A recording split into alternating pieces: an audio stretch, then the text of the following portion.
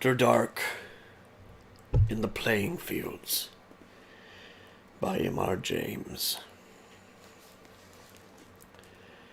The hour was late, and the night was fair. I had halted not far from Sheep's Bridge, and was thinking about the stillness, only broken by the sound of the weir, when a loud, tremulous hoot just above me made me jump. It is always annoying to be startled, but I have a kindness for owls. This one was evidently very near. I looked about for it. There it was, sitting plumply on a branch about 12 feet up. I pointed my stick at it and said, "Was that you?" "Drop it," said the owl. "I know it ain't only a stick, but I don't like it." "Yes, of course it was me. Who do you suppose it would be if it weren't?" We will take as read the sentences about my surprise. I lowered the stick. "Well," said the owl, "what about it? If you will come out here of a midsummer evening like what this is, what do you expect?" "I beg your pardon," I said. "I should have remembered. May I say that I think myself very lucky to have met you tonight. I hope you have time for a little talk." "Well," said the owl ungraciously, "I don't know as it matters so particular tonight. I've had me supper as it happens, and if you ain't too long over it, Suddenly it broke into a loud scream, flapped its wings furiously, bent forward and clutched its perch tightly, continuing to scream. Plainly, something was pulling hard at it from behind. The strain relaxed abruptly, and the owl nearly fell over, and then whipped around, ruffling up all over, and made a vicious dab at something unseen by me. "Oh, I am sorry," said a small, clear voice in a solicitous tone. "I made sure it was loose. I do hope I didn't hurt you." "Didn't hurt me," said the owl bitterly. "Of course you hurt me. And well you know it, you young infidel. That feather was no more loose than... Oh, if I could get at you! Now I shouldn't wonder what you've throwed at me all out of balance. Why can't you let a person sit quiet for 2 minutes at a time without you must be creeping up corners and..." Finding it was now addressing the empty air. "Why, where have you got to now? Oh, it is too bad that it is." "Dear me," I said. "I'm afraid this isn't the first time you've been annoyed in this way. May I ask exactly what happened?" "Yes, you may ask," said the owl, still looking narrowly about as it spoke. "But it'd take me till the latter end of next week to tell you. Fancy coming and pulling out anyone's tail feather. Hurt me something cruel, it did. And what for? I should like to know. Answer me that! What's the reason in it?" All that occurred to me was to murmur, the clamorous owl that nightly hoots and wonders at our quaint spirits. I hardly thought the point would be taken, but the owl said sharply, "What's that?" "Yes, you needn't to repeat it. I heard. And I'll tell you what's at the bottom of it, and you mark my words." It bent towards me and whispered, with many nods of its round head, "Pride! Standoffishness! That's what it is.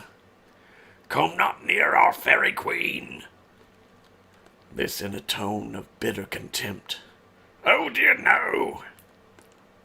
We ain't good enough for the likes of them. Us that had been noted time out of mind for the best singers in the fields. Now ain't that so?"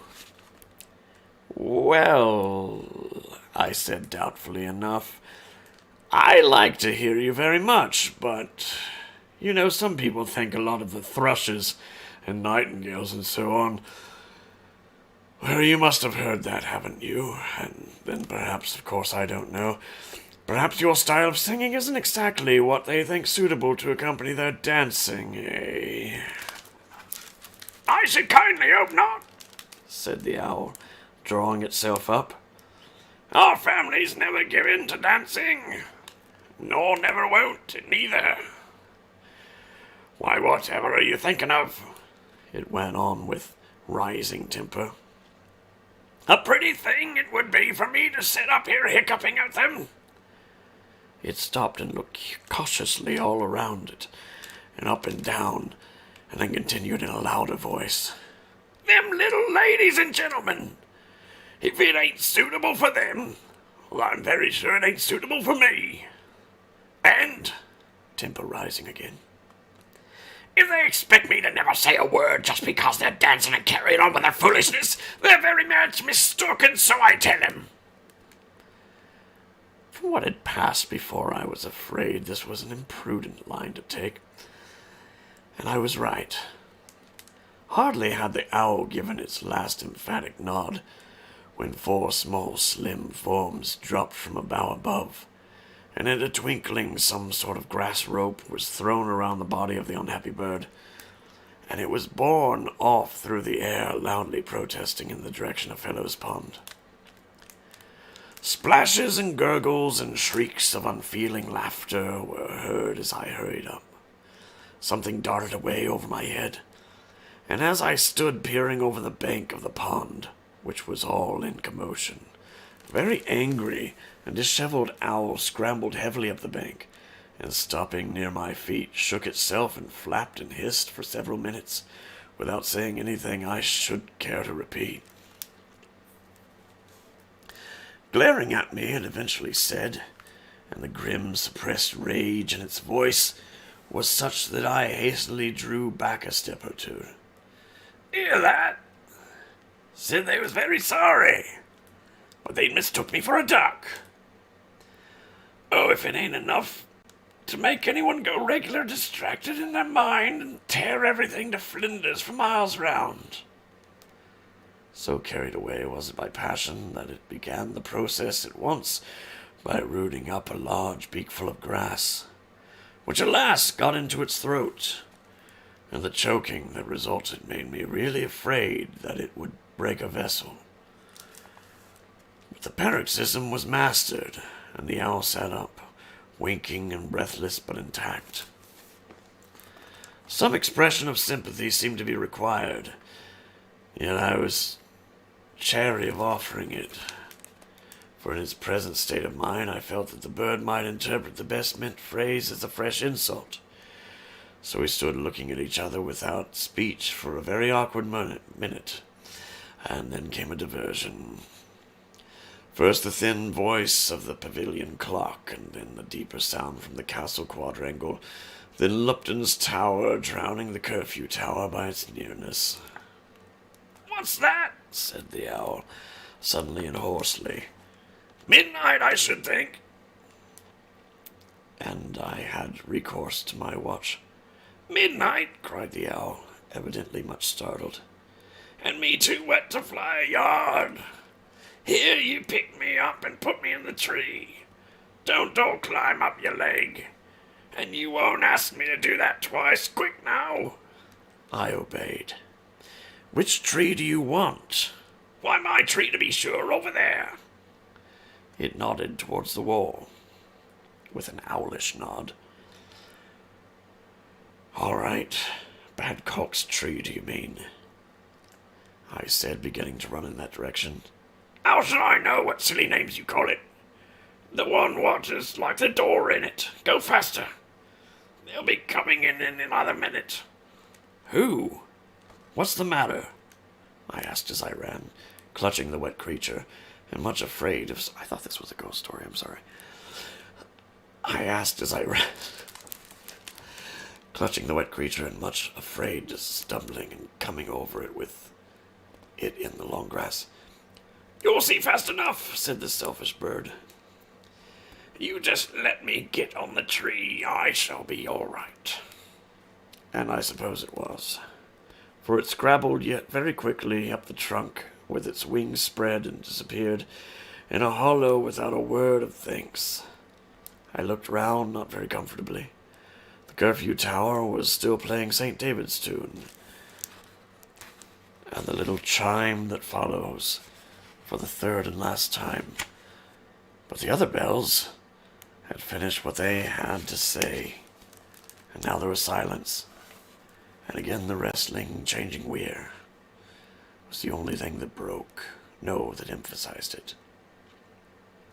Why had the owl been so anxious to get into hiding? That, of course, was what now exercised me. Whatever and whoever was coming, I was sure that this was no time for me to cross the open field. I should do best to dissemble my presence by staying on the darker side of the tree, and that is what I did. All this took place some years ago, before summertime came in. I do sometimes go into the playing fields at night still, but I come in before true midnight, and I find I do not like a crowd after dark. For example, at the 4th of June fireworks. You see... No, you do not, but I see such curious faces, and the people to whom they belong flit about so oddly, often at your elbow when you least expect it, looking close into your face as if they were searching for someone, who may be thankful, I think, if they do not find him. Where do they come from? Why, some, I think, out of the water, and some out of the ground. They look like that. But I am sure it is best to take no notice of them, and not to touch them. Yes, I certainly prefer the daylight population of the playing fields to that which comes there after dark. That was certainly bizarre.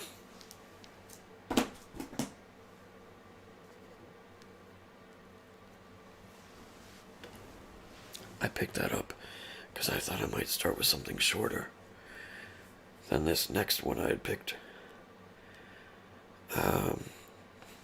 By an author I've heard of before, but have never read. And I thought perhaps I'd try a longer story. Because, as you know, as you may know, and as you may not know, short stories are nice because they're short, but long stories are sometimes nice because they're better. It's not terribly long, but longer than what I normally read.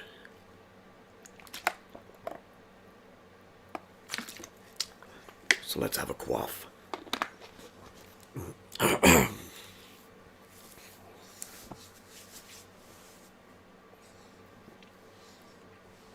Haunted by Joyce Carol Oates, 1987.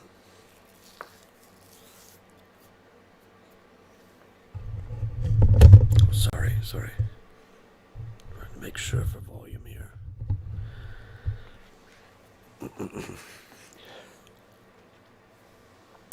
Let's turn off the lights, though.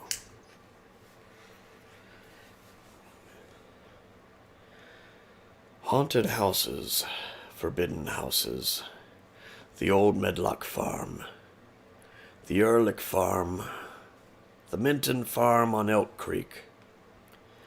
No trespassing, the signs said, but we trespassed at will.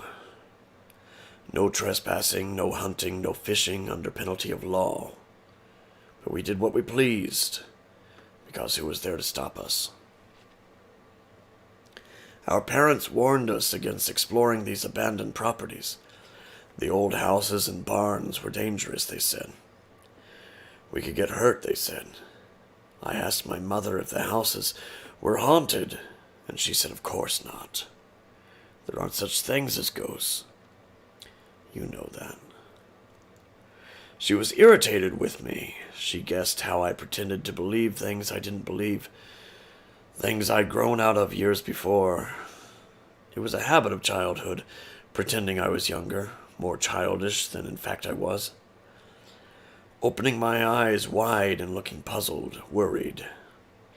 Girls are prone to such trickery. It's a form of camouflage when every other thought you think is a forbidden thought, and with your eyes open, staring sightless, you can sink into dreams that leave your skin clammy and your heart pounding.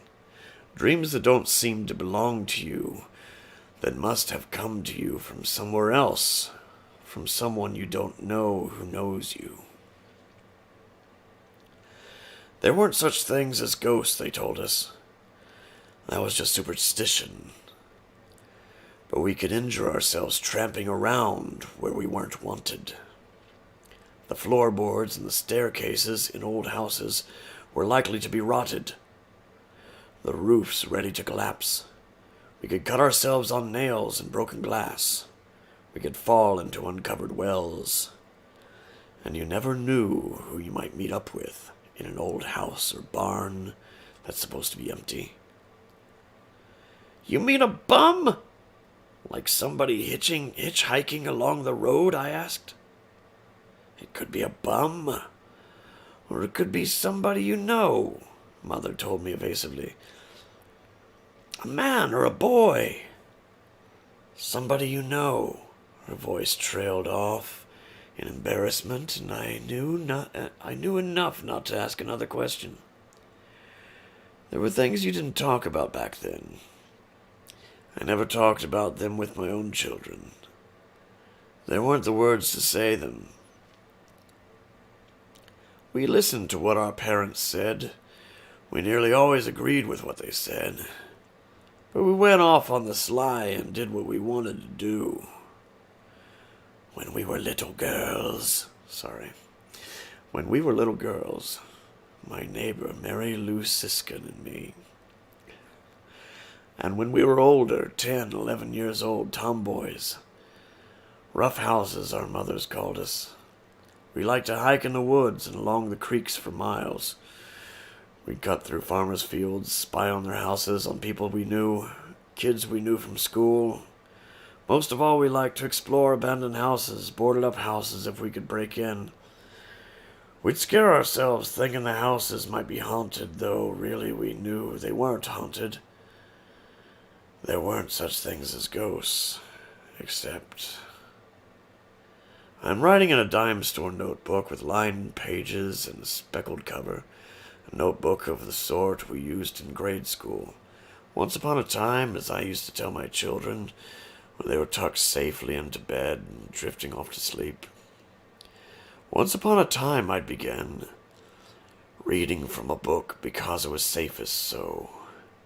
Several times I told them my own stories. They were frightened by my voice, because I sounded so much like an old man, and couldn't sleep, and afterward I couldn't sleep either. And my husband would ask what was wrong, and I'd say, nothing, hiding my face from him, so he wouldn't see my look of contempt. I write in pencil so that I can erase easily, and I find that I am constantly erasing, wearing holes in the paper. Mrs. Harding, our 5th grade teacher, disciplined us for handing in messy notebooks. She was a heavy, toad-faced woman. Her voice was deep and husky and gleeful when she said, "You, Melissa, what have you to say for yourself?" And I stood there mute, my knees trembling. My friend Mary Lou laughed behind her hand. I was hoping this would be a more ambiguously gendered story, and seeing that it is such a long story, and I keep referring to myself as a little girl, I'm going to use my veto power to stop this story now.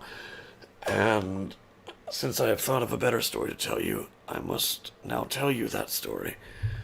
I promised you that it would be much better, and I only have to change my voice slightly. But I must retrieve the book, which is in the next room. The haunted room.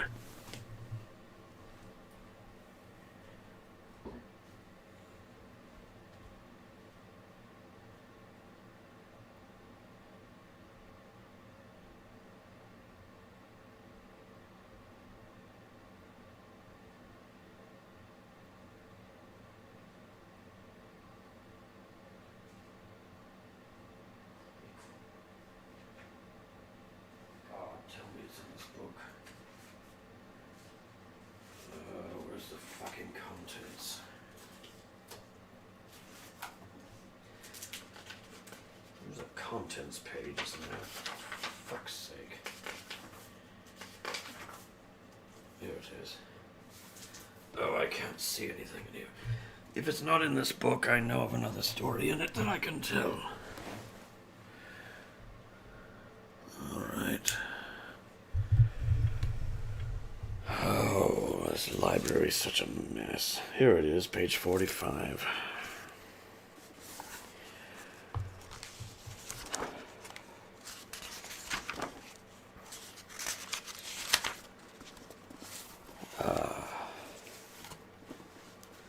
I apologize for that false start. But it was sounding a bit silly, wasn't it?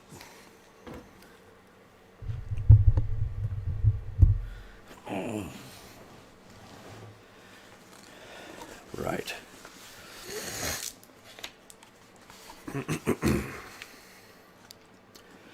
The Man in the Black Suit by Stephen King.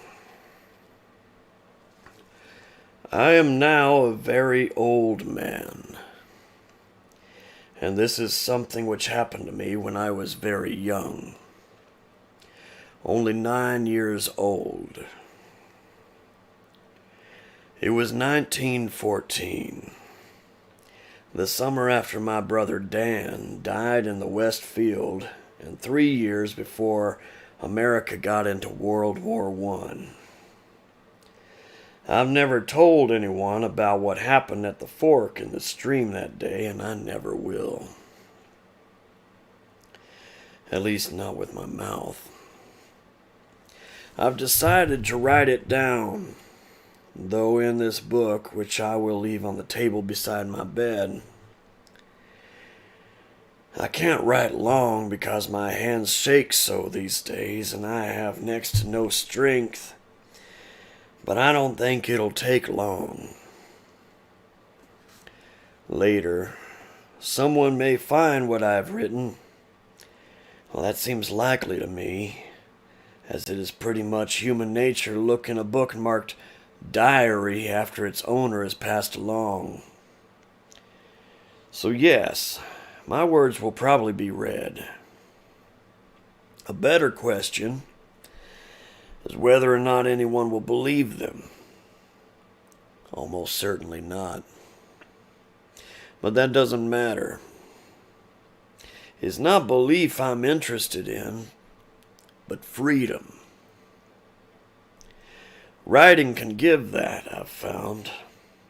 For 20 years I wrote a column called Long Ago and Far Away for the Castle Rock Call. And I know that sometimes it works that way. What you write down sometimes leaves you forever, like old photographs left in a bright sun, fading to nothing but white. I pray for that sort of release. A man in his 90s should be well past the terrors of childhood. But as my infirmities slowly creep up on me, like waves licking closer and closer to some indifferently built castle of sand, that terrible face grows clearer and clearer in my mind's eye. It glows like a dark star in the constellations of my childhood. What I might have done yesterday, who I might have seen here in my room at the nursing home, what I might have said to them or they to me, those things are gone. But the face of the man in the black suit grows ever clearer, ever closer. And I remember every word he said. I don't want to think of him, but I can't help it. Sometimes at night my old heart beats so hard and so fast, I think it will tear itself right clear out of my chest. So, I uncap my fountain pen and force my trembling old hand to write this pointless anecdote in the diary of one of my greatest grandchildren. I can't remember her name for sure, at least not right now, I know it starts with an S, gave to me last Christmas, and which I have never written in until now. Now I will write in it. I will write the story of how I met the man in the black suit on the bank of Castle Stream one afternoon in the summer of 1914. The town of Mawton was a different world in those days. More different than I could ever tell you. That was a world without airplanes droning overhead. A world almost without cars and trucks. A world where the skies were not cut into lanes and slices by overhead power lines.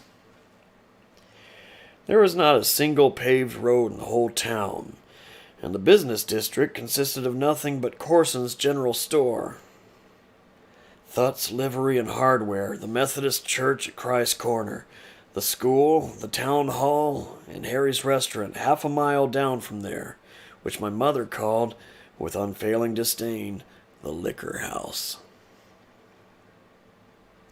Mostly, though, the difference was in how people lived, how apart they were. I'm not sure people born after the middle of the 20th century could quite credit that, although they might say they could, to be polite to old folks like me. There were no phones in western Maine back then, for one thing. The first one wouldn't be installed for another 5 years. And by the time there was one in our house, I was 19, going to college at the University of Maine in Orono. But that's the only roof of the thing. That's only the roof of the thing. There was no doctor closer than Casco, and no more than a dozen houses in what you would call town. There was no neighborhoods. I'm not even sure we knew the word, although we had a verb, neighboring, that described church functions and barn dances, and open fields were the exception rather than the rule. Out of town, the houses were farms that stood far apart from each other, and from December until middle March, we mostly hunkered down in the little pockets of stove warmth we called families. We hunkered and listened to the wind in the chimney and hoped no one would get sick or break a leg or get a head full of bad ideas like the farmer over in Castle Rock who chopped his wife and kids 3 winters before and then said in court that the ghost made him do it. In those days before the Great War, most of Mawton was woods and bog.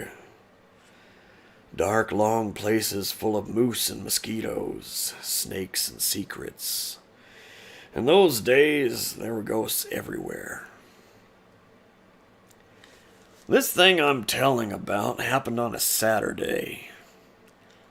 My father gave me a whole list of chores to do, including some that would have been Dan's if he were still alive. He was my only brother, and he died by being stung by a bee. A year had gone by, and still my mother wouldn't hear that. She said it was something else. Had to have been. That no one ever died by being stung by a bee. When Mama Sweet, the oldest lady in the Methodist Ladies' Aid, tried to tell her at the church summer the previous winter this was, that the same thing had happened to her favorite uncle back in '73, my mother clapped her hands over her ears, got up, and walked out of the church basement. She'd never been back since either, and nothing my father could say to her would change her mind. She claimed she was done with church, and that if she ever saw Helen Ropitshaw again, that was Mama Sweet's real name, she would slap her eyes out. She wouldn't be able to help herself, she said. That day, Dad wanted me to lug wood for the cook stove, weed the beans and the cukes, pitch hay out of the loft, get 2 jugs of water to put in the cold pantry, and scrape as much old paint off the cellar bulkhead as I could. Then, he said, I could go fishing. If I didn't mind going by myself, he had to go over to see Bill Eversham about some cows. I said I sure didn't mind going by myself, and my dad smiled like that didn't surprise him so very much. He'd given me a bamboo pole the week before.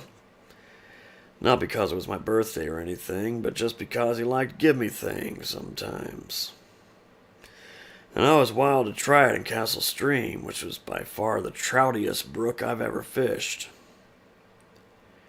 But don't go too far in the woods, he told me. Not beyond where it splits. Well, no, sir. Promise me. Yes, sir, I promise. Now promise your mother.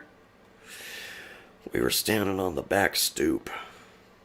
I'd been bound for the spring house with the water jugs when my dad stopped me. Then he turned me around to face my mother, who was standing at the marble counter in a flood of strong morning sunshine falling through the double windows over the sink. There was a curl of hair lying across the side of her forehead and touching her eyebrow. You see how well I remember it all. The bright light turned that little curl to filaments of gold. Made me want to run to her and put my arms around her. In that instance, I saw her as a woman. Saw her as my father must have seen her. She was wearing a house dress with little red roses all over it. I remember, and she was kneading bread.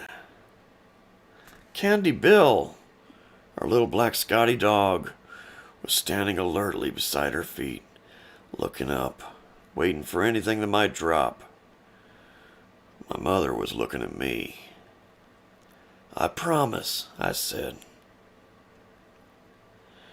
She smiled, but it was the worried kind of smile she always seemed to make since my father brought Dan back from the West Field in his arms. My father had come sobbing and bare-chested.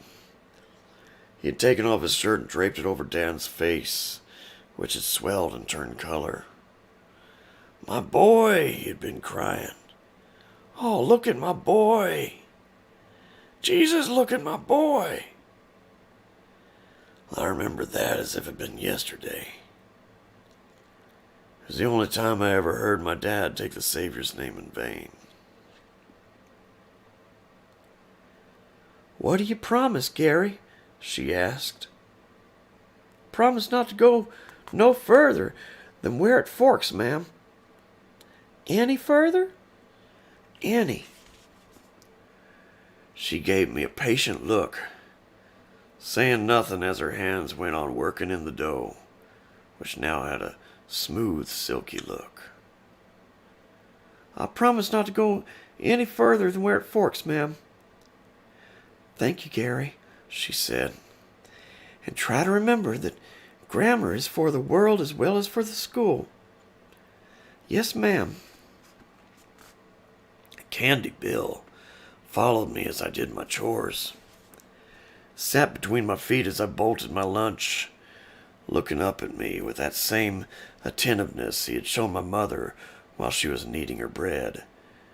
But when I got my new bamboo pole and my old splintery creel and started out of the dooryard, he stopped and only stood in the dust by an old roll of snow fence, watching.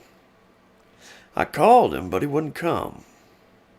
He yapped a time or two, as if telling me to come back, but that was all. Stay then, I said, trying to sound as if I didn't care. I did, though at least a little. Candy Bill always went fishing with me. My mother came to the door and looked out at me, with her left hand held up to shade her eyes. I can see her that way still. It's like looking at a photograph of someone who later became unhappy or died suddenly. You mind your dad now, Gary? Yes, ma'am, I will. She waved. I waved too. Then I turned my back on her and walked away. The sun beat down on my neck, hard and hot, for the first quarter mile or so. Then I entered the woods, where double shadow fell over the road, and it was cool and fur-smelling, and you could hear the wind hissing through the deep needled groves. I walked with my pole on my shoulder like boys did back then, holding my creel in my other hand like a valise or a salesman's sample case. About 2 miles into the woods, along a road, which I was really nothing but a double rut and a grassy strip growing up the center hump, I began to hear the hurried, eager gossip of Castle Stream. I thought of trout with bright, speckled backs and pure white bellies. My heart went up in my chest. The stream flowed under a little wooden bridge, and the banks leading down to the water were steep and brushy. I worked my way down carefully, holding on where I could and digging my heels in. I went down out of summer and back into mid-spring, or so it felt. The cool rose gently off the water and a green smell like moss. When I got to the edge of the water, I only stood there for a little while, breathing deep of that mossy smell and watching the dragonflies circle and the skitterbug skate.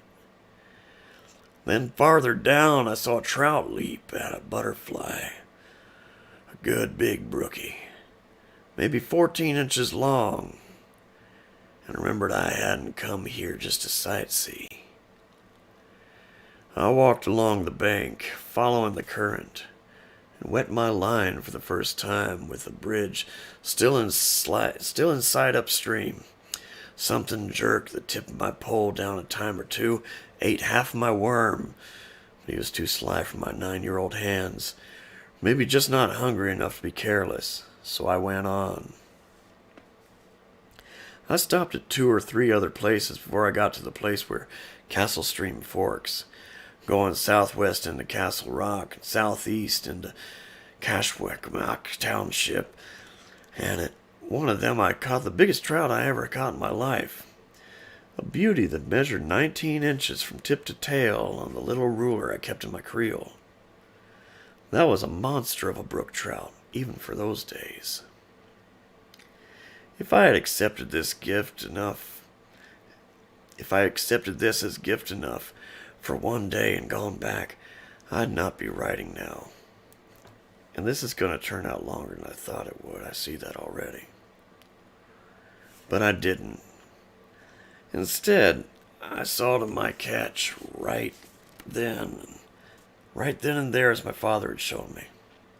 Cleaning it, placing it on dry grass at the bottom of the creel, then lying damp grass on top of it, and went on. I did not, at age 9, think that catching a 19-inch brook trout was particularly remarkable, although I do remember being amazed that my line had not broken when I, netless as well as artless, had hauled it out and swung it toward me in a clumsy tail-flapping arc. 10 minutes later, I came to the place where the stream split in those days. It's long gone now. There's a settlement of duplex homes where Castle Stream once went its course, and a district grammar school as well. And if there's a stream, it goes in darkness, dividing around a huge gray rock nearly the size of our outhouse.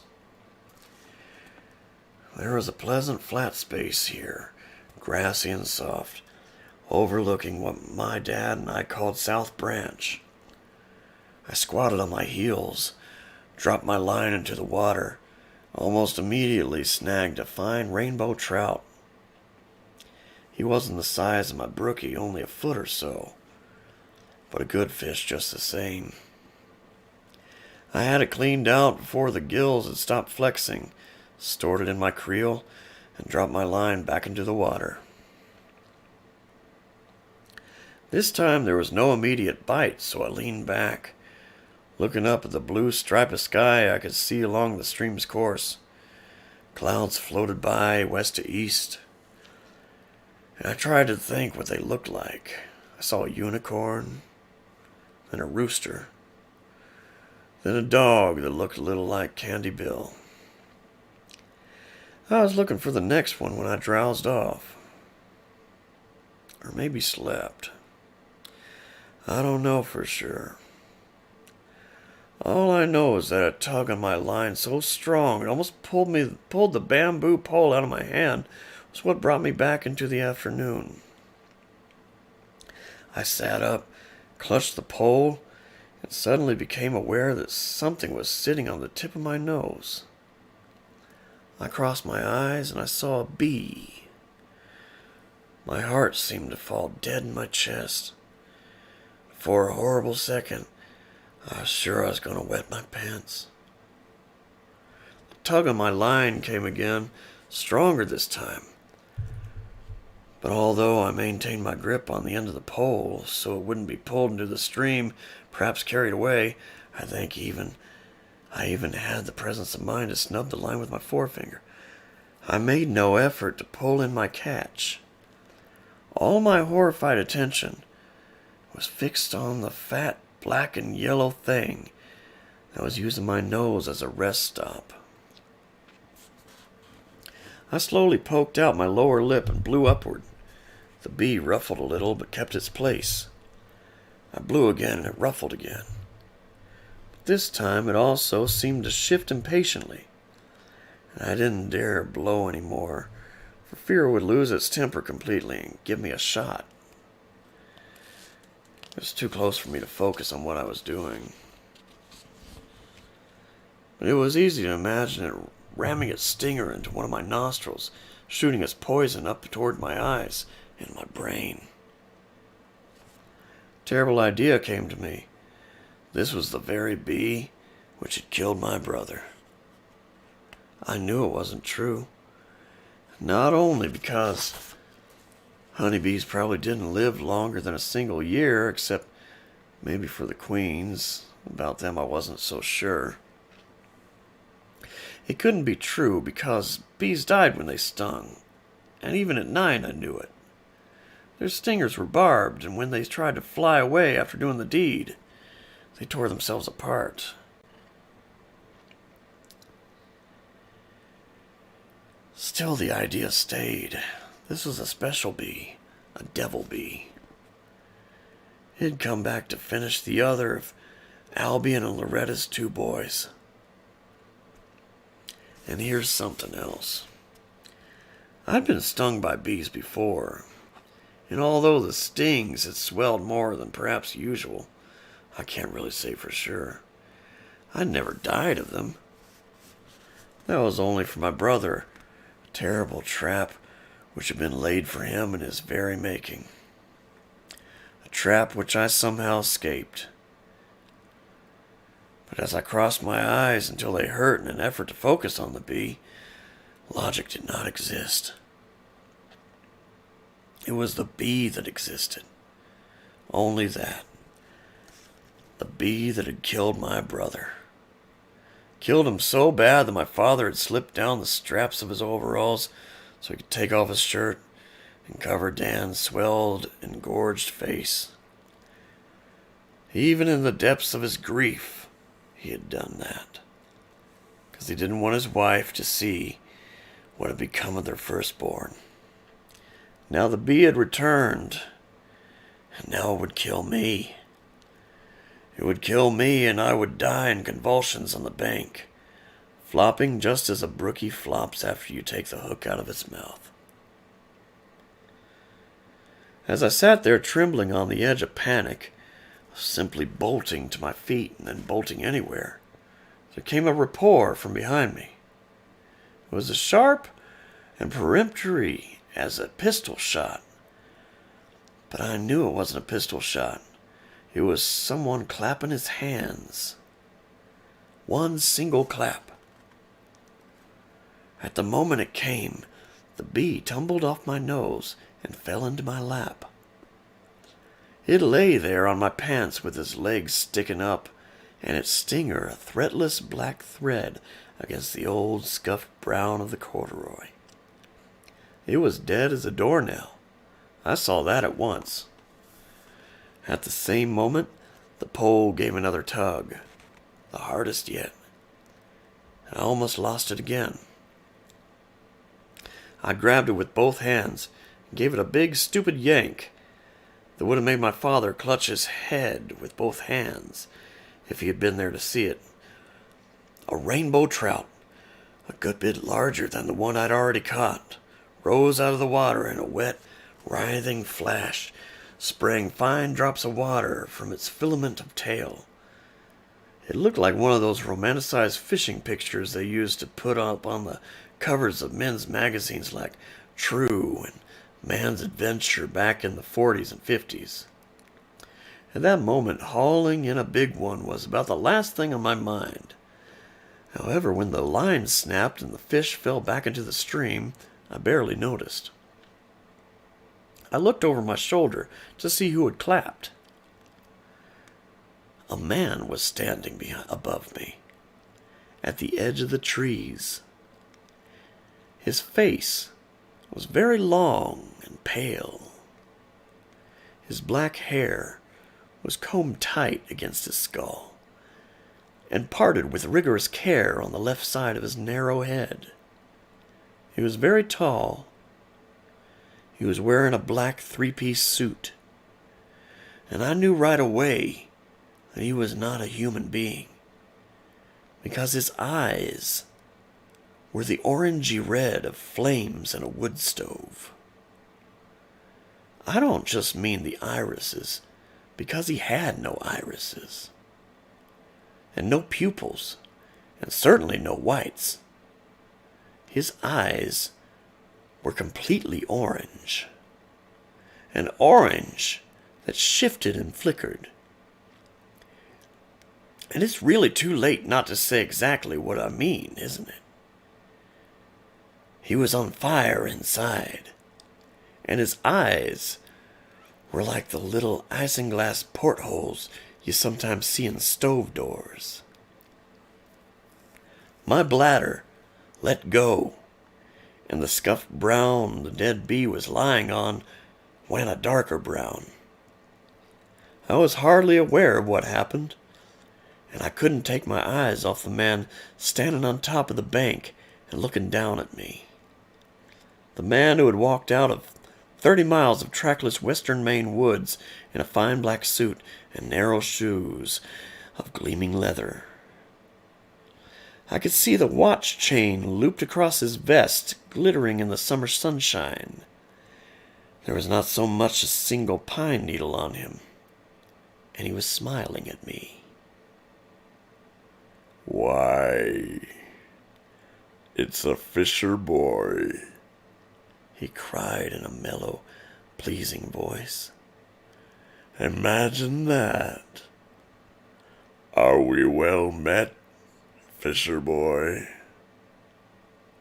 "Hello, sir," I said. The voice that came out of me did not tremble, but it didn't sound like my voice either. It sounded older, like Dan's voice maybe, or my father's even. And all I could think was that maybe he would let me go if I pretended not to see what he was. If I pretended I didn't see there were flames glowing and dancing where his eyes should have been. "I've saved you a nasty sting, perhaps," he said. And then, to my horror, he came down the bank to where I sat, with a dead bee in my very lap, my wet lap, and a bamboo fishing pole in my nerveless hands. His slick-soled city shoes should have slipped on the low grassy weeds which dressed the steep bank, but they didn't. Nor did they leave tracks behind, I saw. Where his feet had touched, or seemed to touch, there was not a single broken twig, crushed leaf, or trampled shoe shape. Even before he reached me, I recognized the aroma baking up from the skin under the suit, the smell of burned matches, the smell of sulfur. The man in the black suit was the devil. He had walked out of the deep woods between Mountain and Kashwakamak, and now he was standing here beside me, From the corner of one eye, I could see a hand as pale as the hand of a store window dummy. The fingers were hideously long. He hunkered beside me on his hams, his knees popping just as the knees of any normal man might. But then he moved his hands so they dangled between his knees. I saw that each of those long fingers ended in what was not a fingernail, but a long yellow claw. You didn't answer my question, Fisher boy, he said in his mellow voice. It was, now that I think of it, like the voice of one of those radio announcers on the big band shows years later, the ones that would sell Geritol and Serotane and Ovaltine and Dr. Grabo pipes. Are we well met? Please don't hurt me, I whispered in a voice so low I could barely hear it. I was more afraid than I could ever write down, more afraid than I want to remember. But I do. I do. It never even crossed my mind to hope I was having a dream, although I might have. I suppose if I had been older, but I wasn't older. I was 9. And I knew the truth when it squatted down on its hunkers beside me. I knew a hawk from a handsaw, as my father would have said. The man who had come out of the woods on that Saturday afternoon in midsummer was the devil.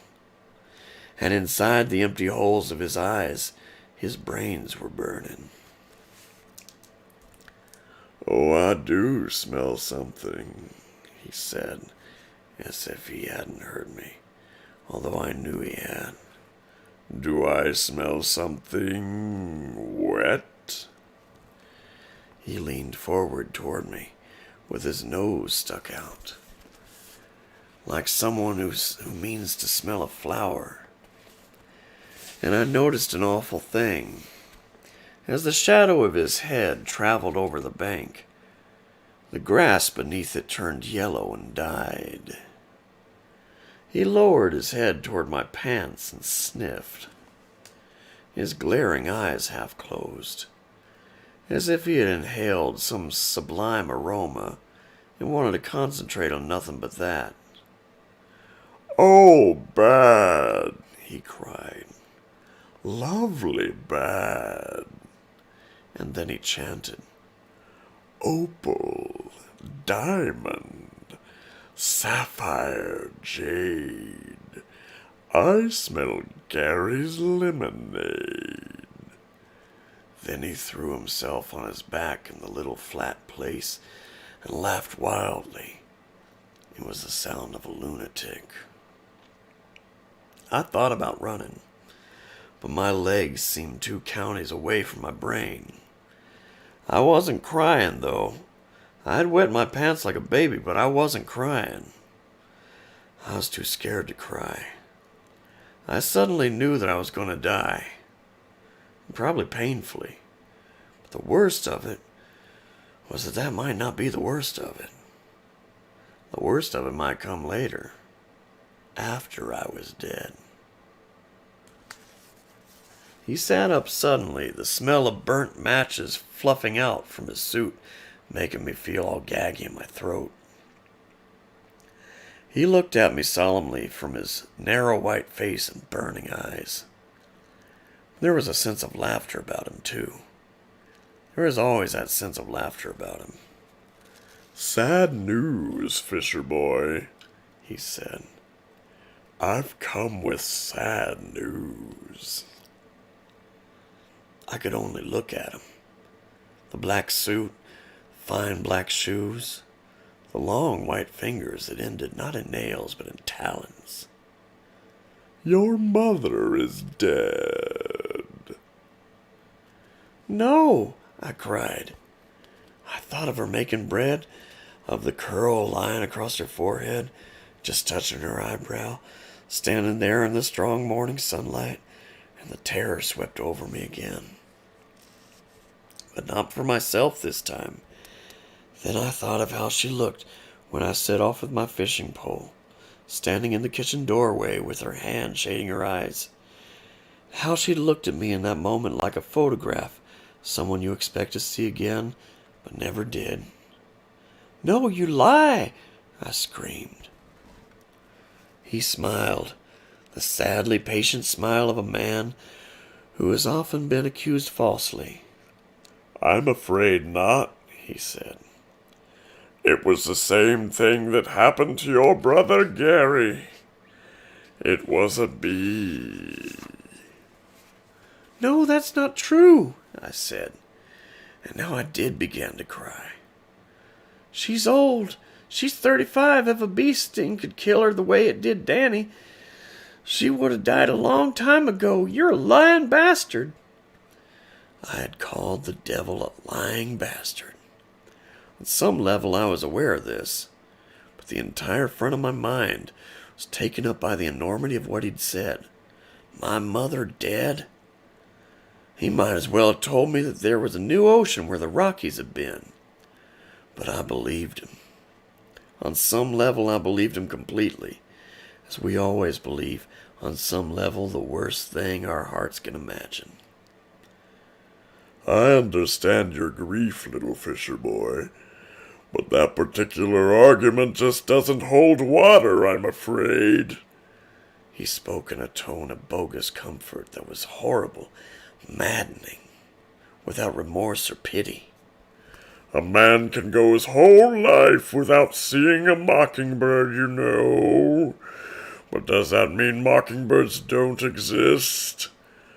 Your mother—" A fish jumped below us. The man in the black suit frowned, then pointed a finger at it.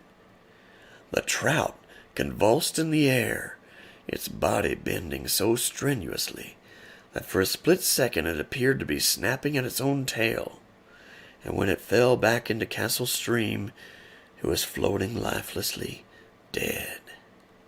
It struck the big gray rock where the waters divided, spun around twice in the whirlpool eddy that formed there, and then floated off in the direction of Castle Rock. Meanwhile, the terrible stranger turned his burning eyes on me again, his thin lips pulled back from tiny rows of sharp teeth in a cannibal smile. "Your mother simply went through her entire life without being stung by a bee," he said.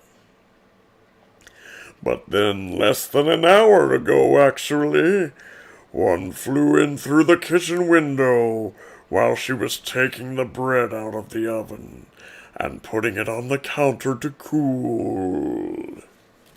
"No, I won't hear this. I won't hear this. I won't." I raised my hands and clapped them over my ears. He pursed his lips as if to whistle and blew at me gently. It was only a little breath, but the stench was foul beyond belief. Clogged sewers, outhouses that we'd never known a single sprinkle of lime. Dead chickens after a flood. My hands fell from the sides of my face. "Good," he said. "You need to hear this, Gary. You need to hear this, my little fisher boy.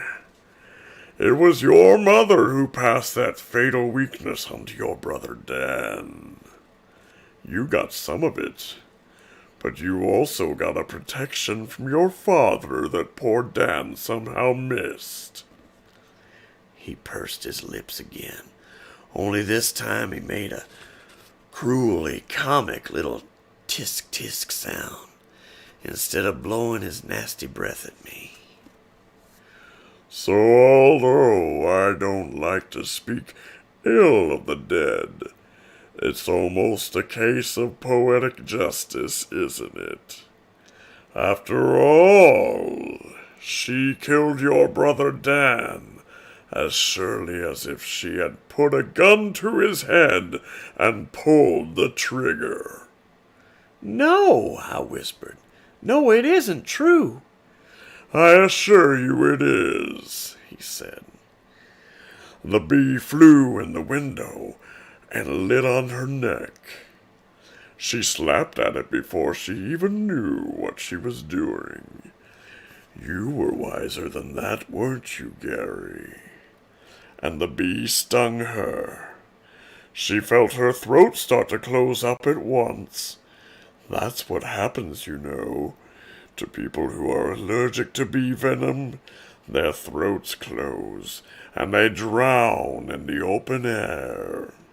That's why Dan's face was so swollen and purple. That's why your father covered it with his shirt. I stared at him, now incapable of speech. Tears streamed down my cheeks. I didn't want to believe him, and knew from my church schooling that the devil is the father of lies. But I did believe him.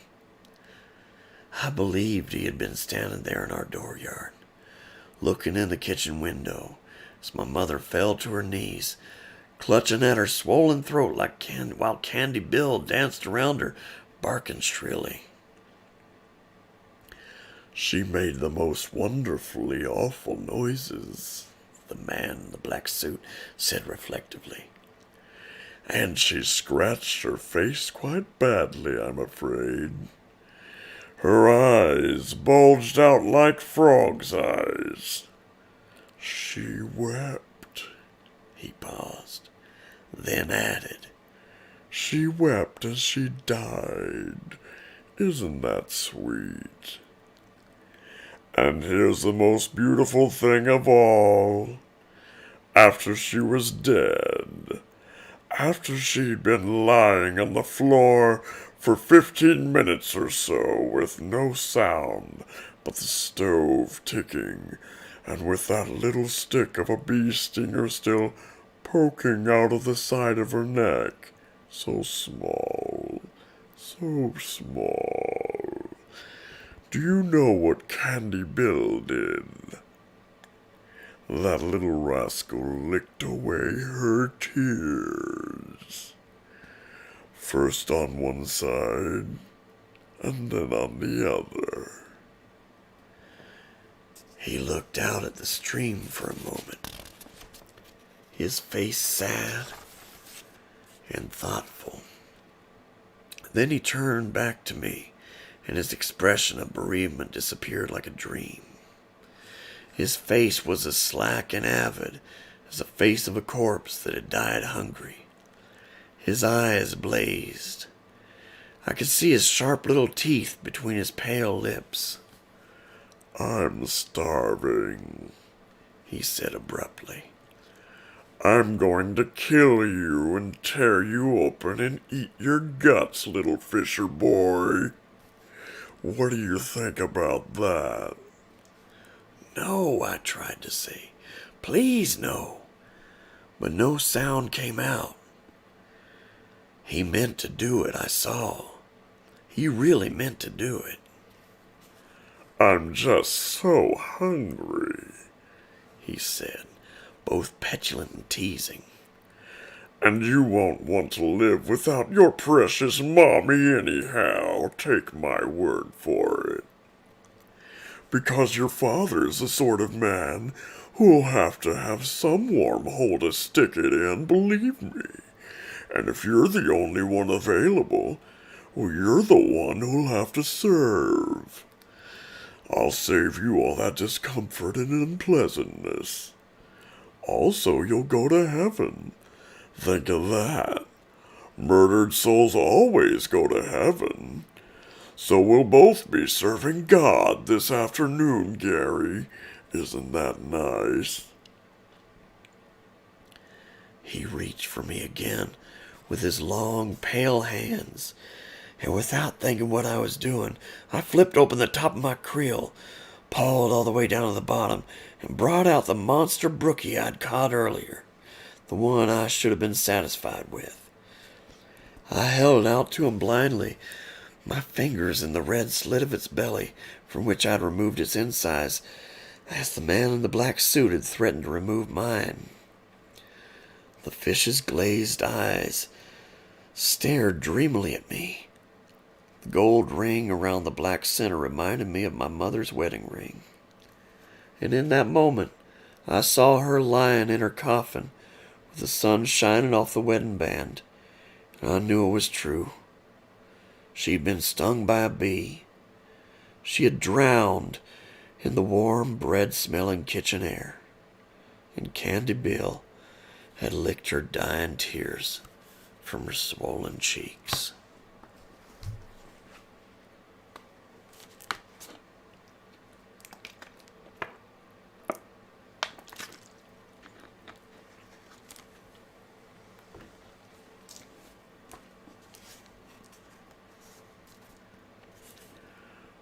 Big fish. The man in the black suit cried in a guttural, greedy voice. Oh, big fish. He snatched it away from me, and crammed it into a mouth that opened wider than any human mouth ever could. Many years later, when I was 65, I know it was 65 because that was the summer I retired from teaching, I went to the New England Aquarium, finally saw a shark.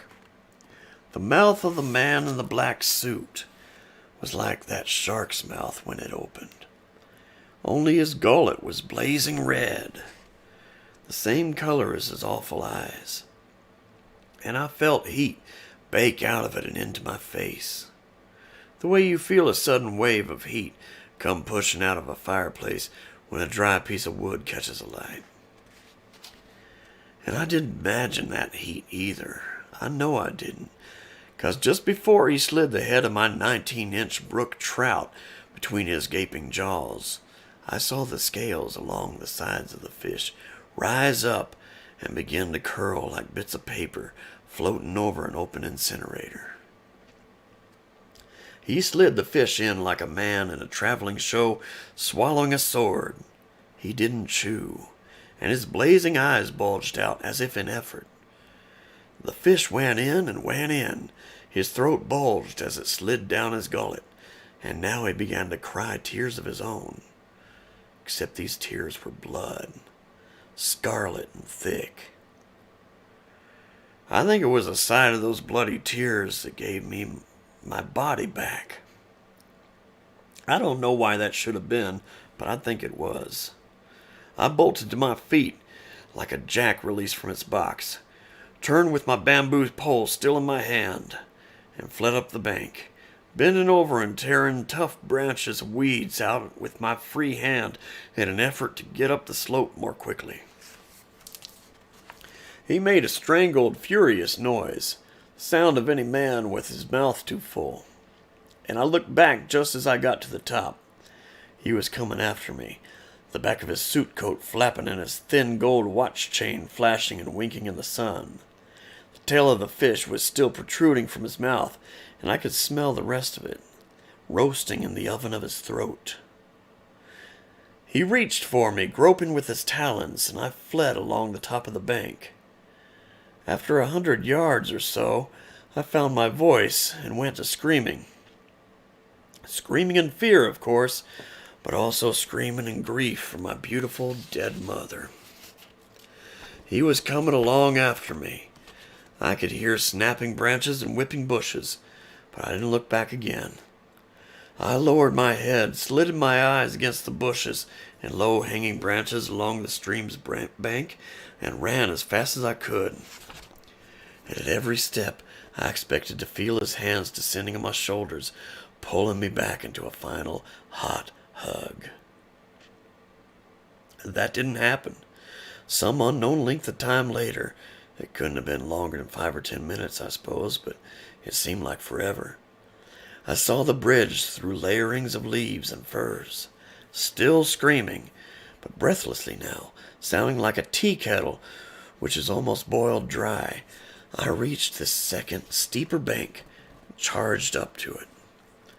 Halfway to the top, I slipped to my knees, looked over my shoulder, and saw the man in the black suit almost at my heels, his white face pulled into a convulsion of fury and greed. His cheeks were splattered with his bloody tears, and his shark's mouth hung open like a hinge. "Fisher boy," he snarled, and started up the bank after me, grasping at my foot with one long hand. I tore free, turned, and threw my fishing pole at him. He batted it down easily, but it tangled his feet up somehow, and he went to his knees. I didn't wait to see any more. I turned and bolted to the top of the slope. I almost slipped at the very top, but managed to grab one of the support struts running beneath the bridge and save myself. You can't get away, Fisher boy, He cried from behind me. He sounded furious, and he also sounded as if he were laughing. It takes more than a mouthful of trout to fill me up. Leave me alone, I screamed back at him. I grabbed the bridge's railing and threw myself over it in a clumsy somersault, filling my hands with splinters and bumping my head so hard on the boards when it came down I saw stars. I rolled over on my belly and began crawling. I lurched to my feet just before I got to the end of the bridge, stumbled once, found my rhythm, and then began to run. I ran as only 9-year-old boys can run, which is like the wind. It felt as if my feet only touched the ground with every third or fourth stride. For all I know, that may be true. I ran straight up the right-hand wheel rut in the road, ran until my temples pounded and my eyes pulsed in their sockets, ran until I had a hot stitch in my left side, the bottom of my ribs to my armpit.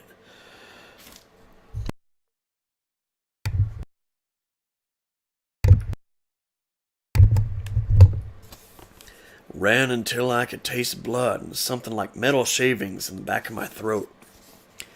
When I couldn't run anymore, I stumbled to a stop and looked back over my shoulder, puffing and blowing like a wind-broke horse.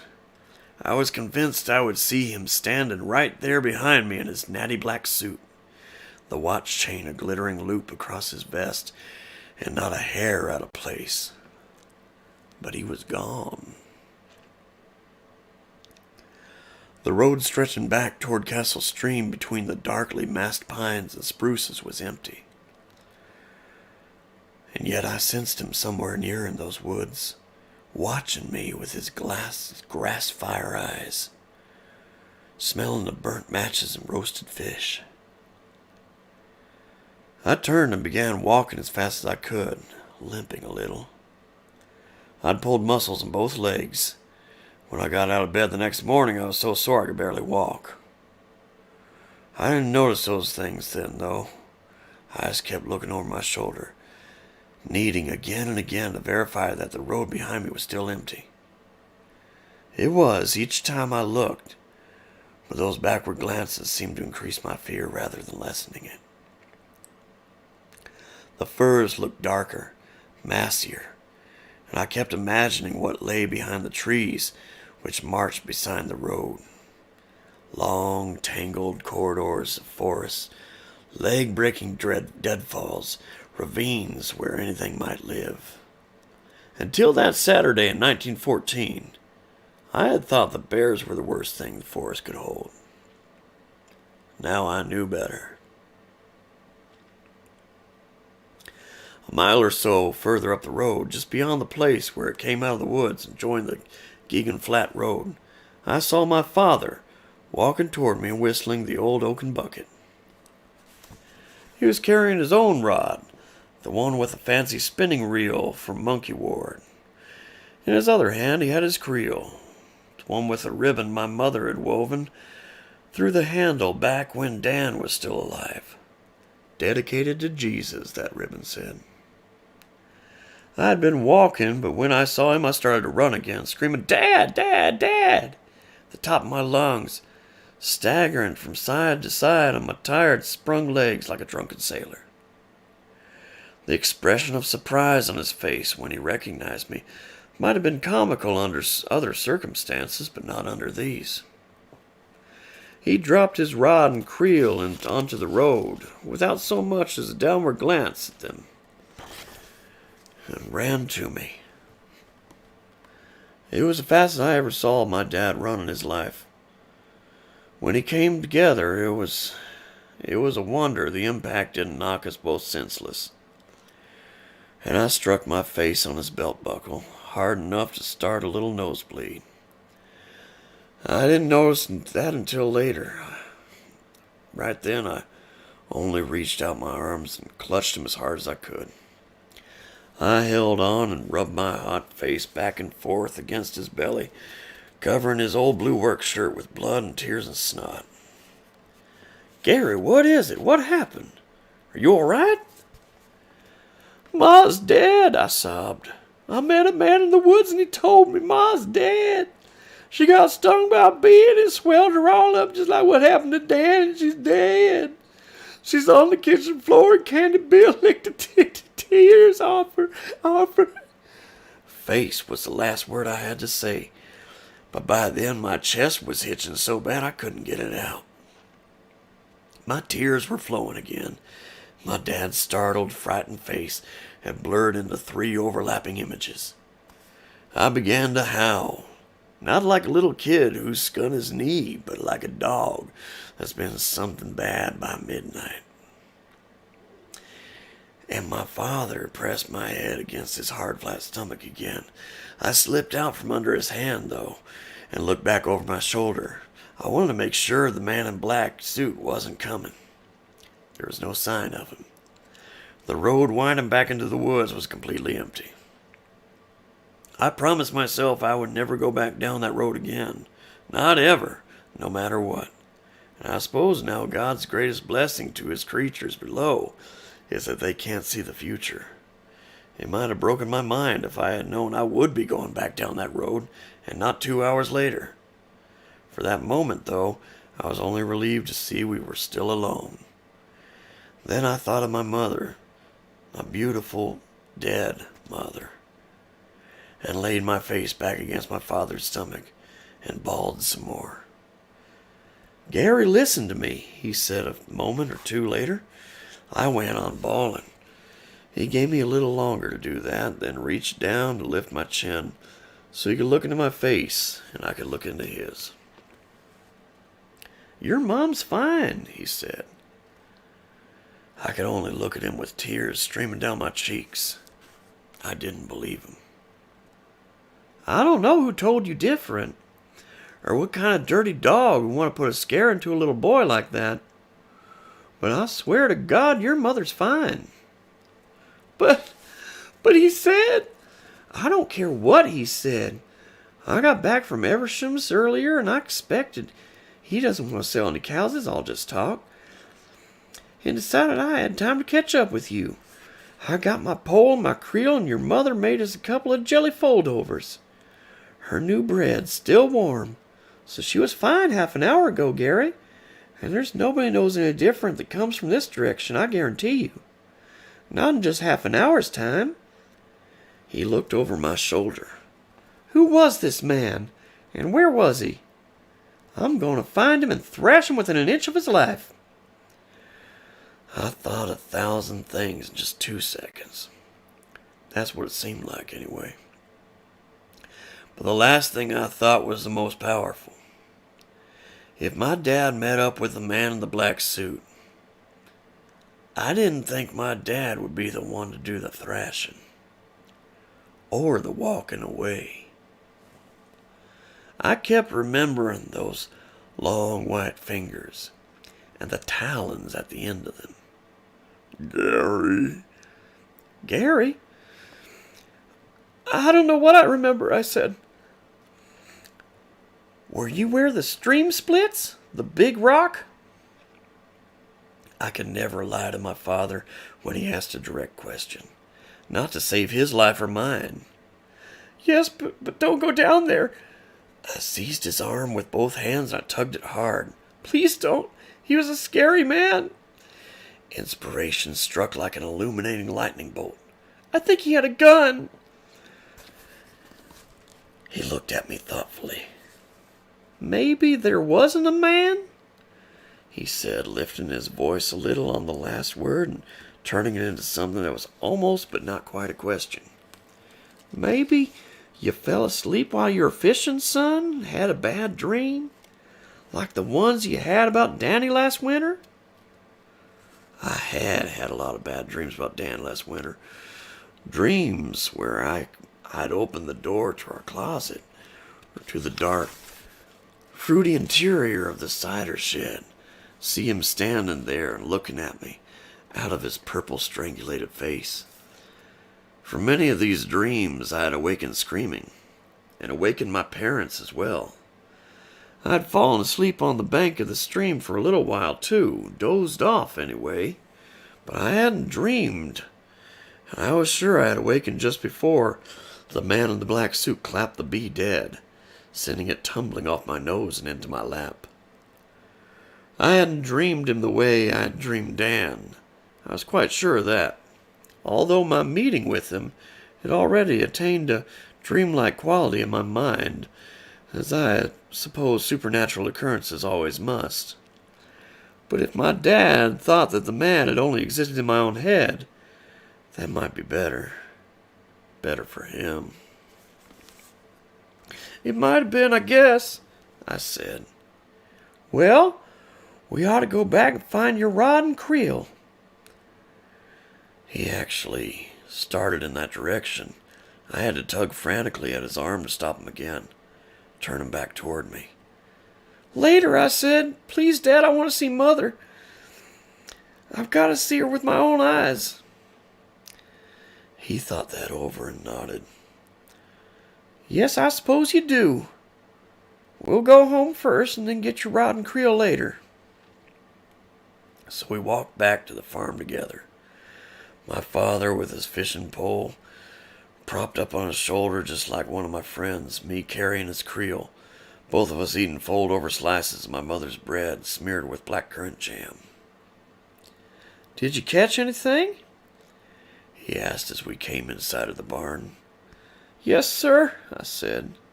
"A rainbow, pretty good sized."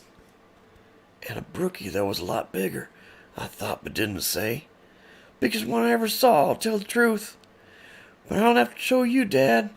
I gave that one to the man in the black suit, so he wouldn't eat me. And it worked, but just barely." "That's all? Nothing else?" "Well, after I caught it, I fell asleep." This was not an answer, but not really a lie either.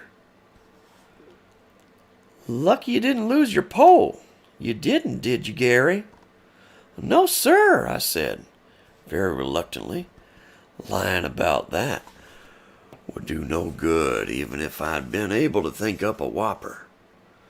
Not if he was set on going back to get my creel anyway.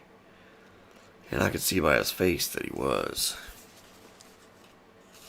Up ahead, Candy Bill came racing out of the back door, barking his shrill bark, wagging his whole rear end back and forth the way Scotties do when they're excited.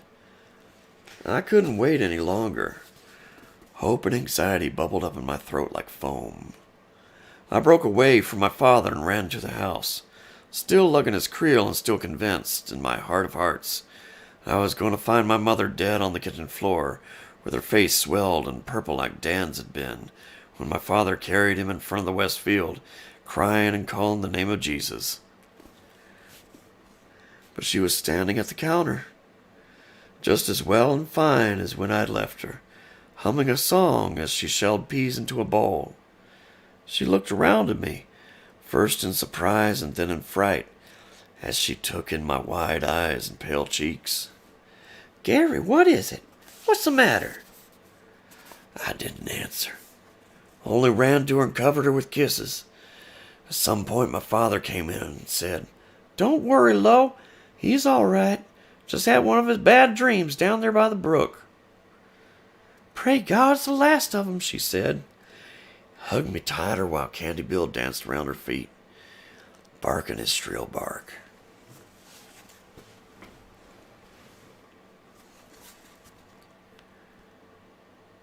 You don't have to come with me if you don't want, Gary," my father said, although he had already made it clear that he thought I should go back, that I should face my fear, as I suppose folks would say nowadays. Well, that's very well for fearful things that are make-believe. 2 hours hadn't done much to change my conviction that the man in black suit hadn't been real. I wouldn't be able to convince my father of that, though. I don't think there was a 9-year-old that ever lived who would have been able to convince his father he'd seen the devil come walking out of the woods in a black suit. "I come," I said. I'd walked out of the house to join him before he left, mustering all my courage in order to get my feet moving. And now we were standing by the chopping block in the side yard, not far from the woodpile. "What do you got behind your back?" he asked. I brought it out slowly. I would go with him, and I'd hope the man in the black suit with the arrow straight part down the left side of his head was gone. But if he wasn't, I wanted to be prepared. As prepared as I could be, anyway. I had the family Bible in the hand I'd brought out from behind my back. I'd set out just to bring my New Testament, which I'd won from memorizing the most Psalms in the Thursday night youth fellowship competition. I managed 8, although most of them, except the 23rd, had floated out of my mind in a week's time. But the little red Testament didn't seem like enough when you maybe going to face the devil himself. Not even when the words of Jesus were marked out in red ink.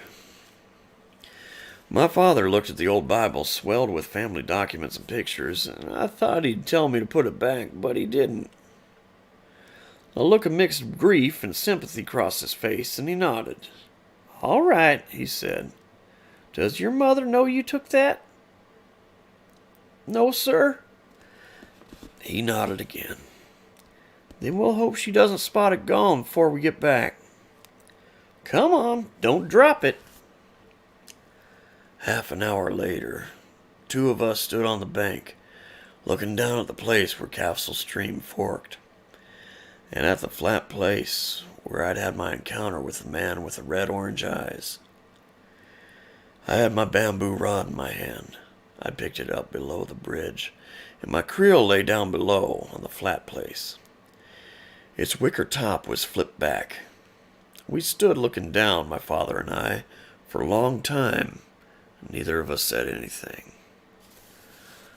"Opal, diamond, sapphire, jade. I smell Gary's lemonade." That had been his unpleasant little poem. And once he had recited it, he had thrown himself on his back, laughing like a child who has just discovered he has enough courage to say bathroom words like shit or piss.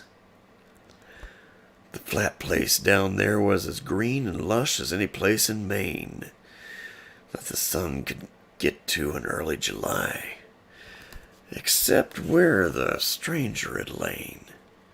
There the grass was dead and yellow in the shape of a man. I looked down and saw I was holding our lumpy old family Bible straight out in front of me, with both thumbs pressing hard on the cover that they turned white. It was the way Mama Sweet's husband, Norval, held a willow fork when he was trying to douse somebody's well. "Stay here," my father said at last. Skidded sideways down the bank, digging his shoes into the rich soft soil, holding his arms out for balance. I stood where I was, holding the Bible stiffly out at the ends of my arms like a willow fork, my heart thumping wildly. I don't know if I had a sense of being watched that time or not. I was too scared to have a sense of anything, except for a sense of wanting to be far away from that place in those woods. My dad bent down, sniffed at where the grass was dead, and grimaced. I knew what he was smelling. Something like burnt matches. Then he grabbed my creel and come on back up the bank, hurrying. He snagged one fast look over his shoulder to make sure nothing was coming along behind. Nothing was. When he handed me the creel, the lid was still hanging back on its cunning little leather hinges. I looked inside and saw nothing but 2 handfuls of grass. Thought you said you caught a rainbow, my father said. Maybe you dreamed that too. Something in his voice stung me. No, sir, I said. I caught one. Well, it sure as hell didn't flop out. Not if it was gutted and cleaned. And you wouldn't put a catch into your Fisher box without doing that, would you, Gary? I taught you better than that. Yes, sir, you did, but... So if you didn't dream catching it, and if it was dead in the box, something must have come along and eaten it, my father said. Then he grabbed another quick glance over his shoulder, eyes wide, as if he had heard something move in the woods. I wasn't exactly surprised to see drops of sweat standing out on his forehead like big clear jewels. Come on, he said. Let's get the hell out of here. I was for that. And we went back to the bridge, walking quick without speaking. When we got there, my dad dropped to one knee and examined the place where we'd found my rod. There was another patch of dead grass there, and the lady's slipper was all brown and curled in on itself, as if a blast of heat had charred it. While my father did this, I looked in my empty creel. He must have gone back and eaten my other fish, too, I said. My father looked up at me. Other fish? Yes, sir, I didn't tell you, but I caught a brookie, too. Big one. He was awfully hungry, that fella. I wanted to say more, and the words trembled just behind my lips. But in the end, I hadn't. We climbed up to the bridge and helped one another over the railing. My father took my creel, looked into it, then went to the railing and threw it over. I came up beside him, and then time to see it splash down and float away like a boat, riding lower and lower in the stream as the water poured in between the wicker weavings. It smelled bad, my father said, but he didn't look at me when he said it. His face sounded oddly defensive. His voice sounded oddly defensive. It was the only time I'd ever heard him speak just that way. Yes, sir. Well, we'll tell your mother we couldn't find it, if she asks. If she doesn't ask, we won't tell her anything. No, sir, we won't. And she didn't, and we didn't, and that's the way it is. That day in the woods is 81 years gone. And for many of the years in between, I've never even thought about it.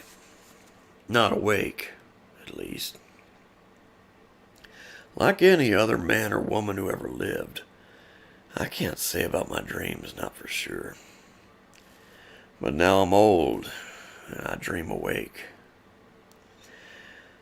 My infirmities have crept up like waves, which will soon take a child's abandoned sandcastle, and my memories have also crept up, making me think of some old rhyme that went in part, just leave them alone, and they'll come home, wagging their tails behind them. I remember meals I ate, games I played, girls I kissed in school, when we played post office, boys I chummed with, first drink I ever took, first cigarette I ever smoked, a corn shuck behind Dickie Hammer's pig shed and I threw up. Yet of all the memories, the one of the man in the black suit is the strongest, and glows with its own spectral haunted light. He was real. He was the devil. And that day I was either his errand or his luck. I feel more and more strongly that escaping him was my luck. Just luck, and not the intercession of the God I had worshipped and I sung hymns to all my life. As I lie here in my nursing home room, and in the ruined sandcastle that is my body.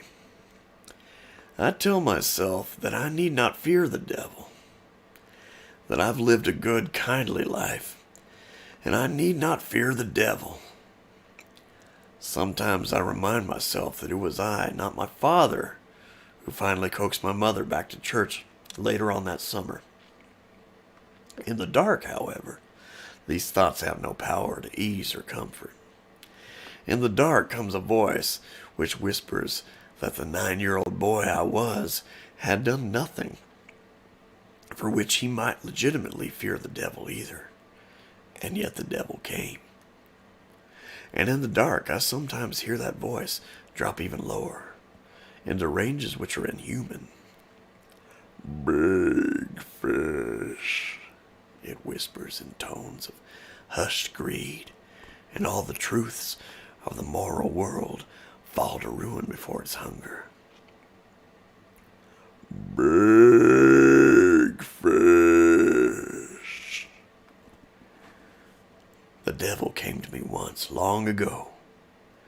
Suppose he were to come to me again now. I'm too old to run now. I can't even get to the bathroom back without my walker. I have no fine, large brook trout with which to propitiate him.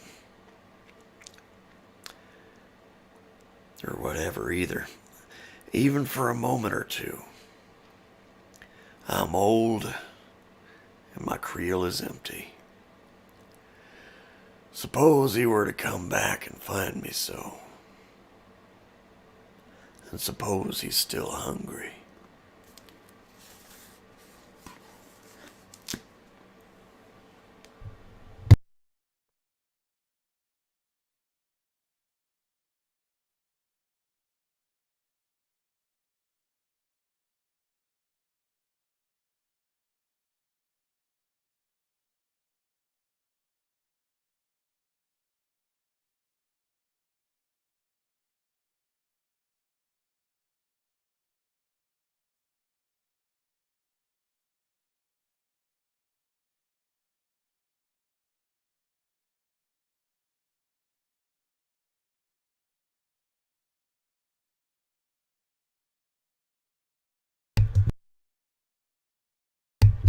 Well, wail, wail, wail. It's darn near midnight here. I've been going on for a bit.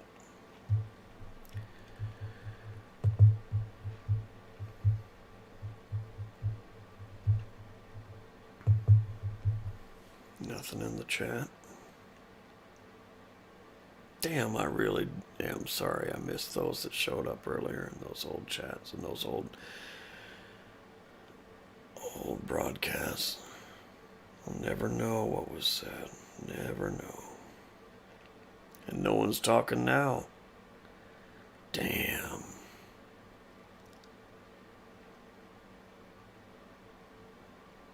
Sure did miss out. Why, now I feel all alone. All alone and lonely without a company. Not even a crowd for company. Not a single soul. Why, I feel like I'm isolated. Doom, doom, doom, doom.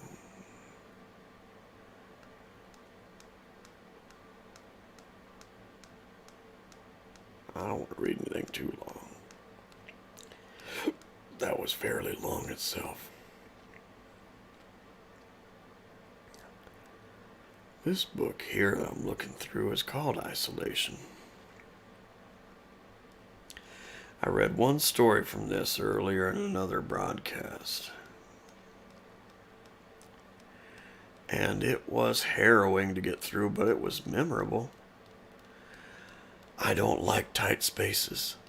I won't read anything knowingly or watch anything where somebody's stuck in a tight space for long.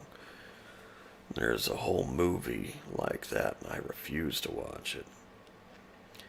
But once I started reading that story, I felt like, well, I got to get through this. And I also had to keep the pace, which felt like it should be pretty slow. I hated it.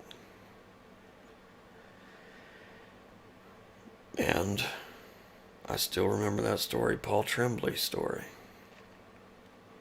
And I've never read one of his stories before. I don't know where this story starts. I guess it's at the beginning. Some of these stories, they start with some kind of intro or bio or whatever. I guess this one just starts right on in. Don't know if it's good or not. But it's called Under Care by Brian Evenson.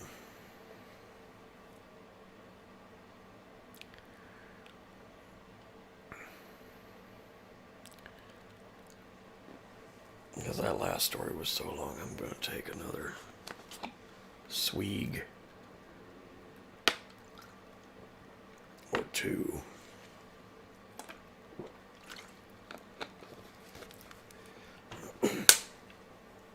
How you doing? You faring well?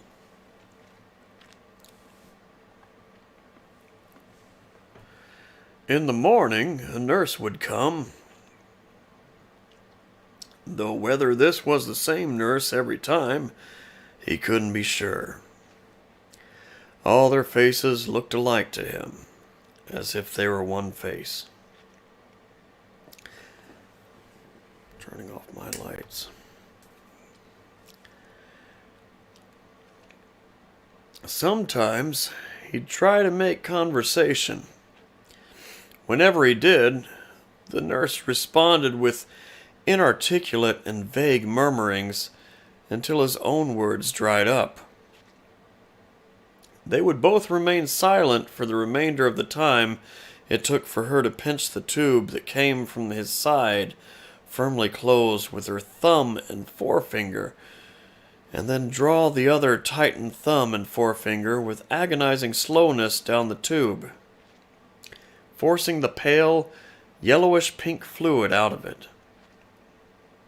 This sounds like it's going to be a lot of fun. If he tilted his head just right, he could see where the tube jutted from his side. He had groped along his ribs with one hand and felt the strips of tape affixing the tube in place. Where does it lead, he wondered. Lungs? How deep did the tube run? Into a lobe of the lungs themselves, or just the cavity that contained them? He didn't know. Perhaps the thoracic cavity, but there was, curiously, no pain. I don't know how these words work.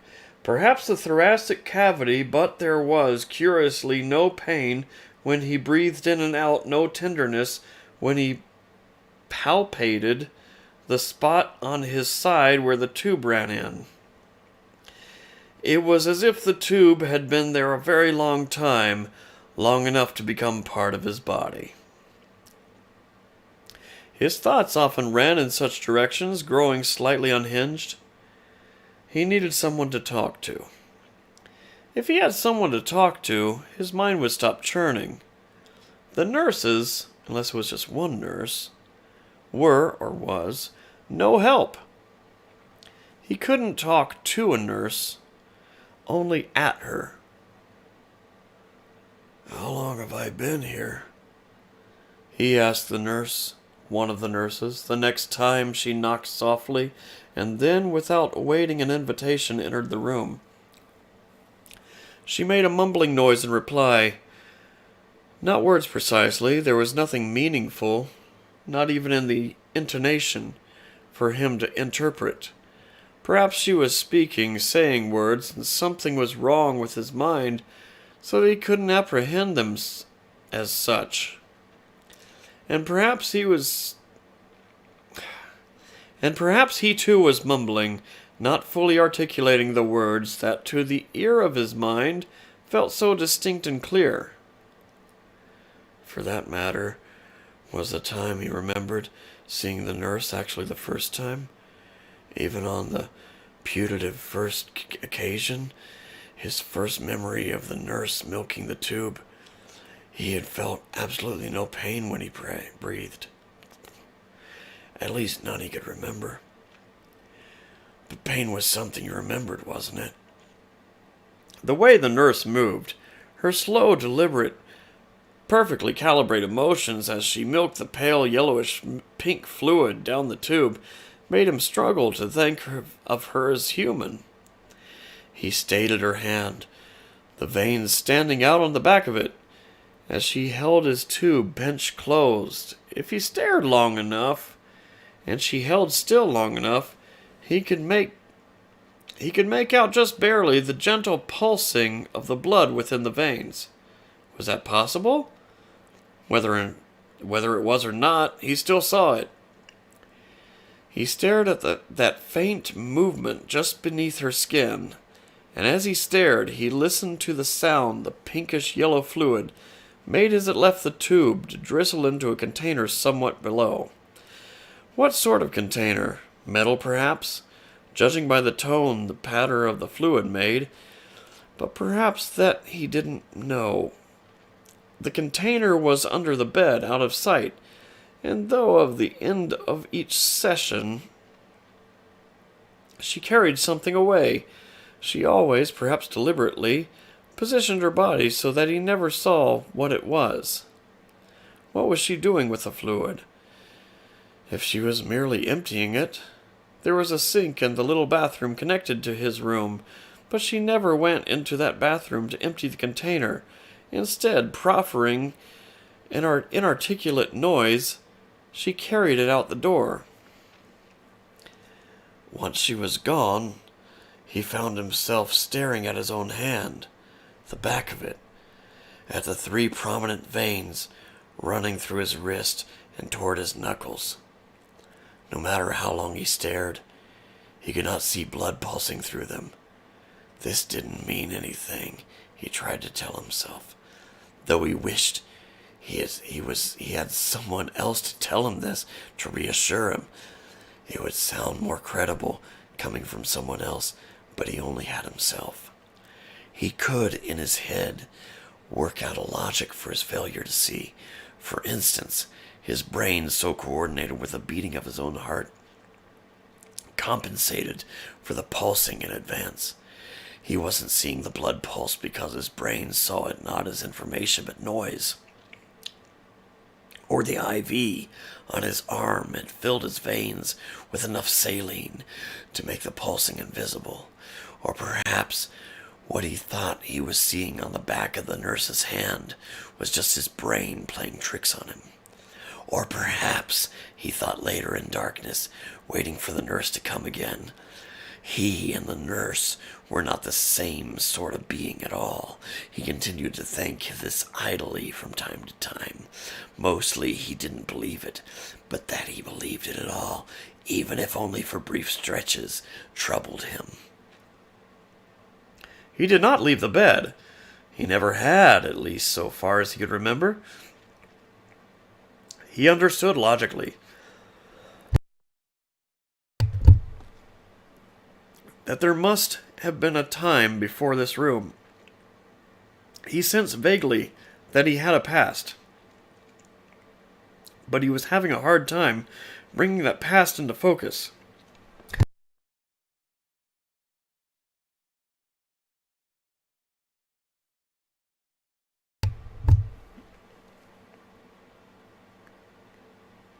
Any house he imagined struck him as plausible, as something he might have seen in a movie, or might have visited.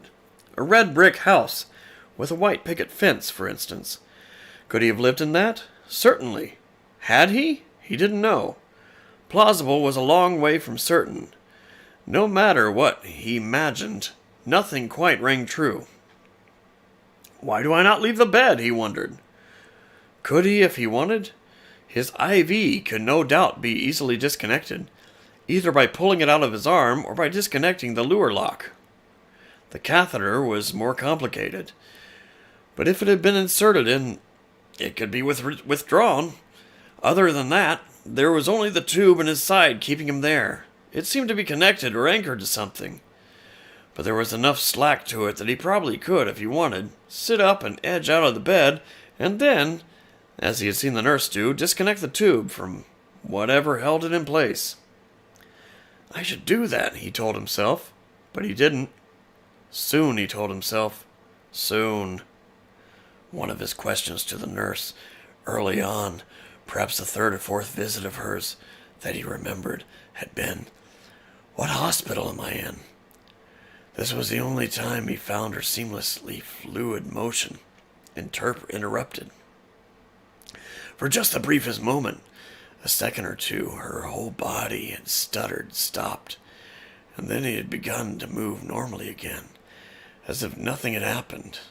She was making a sound, which at first he thought must be the same non-committal murmurings she'd always made.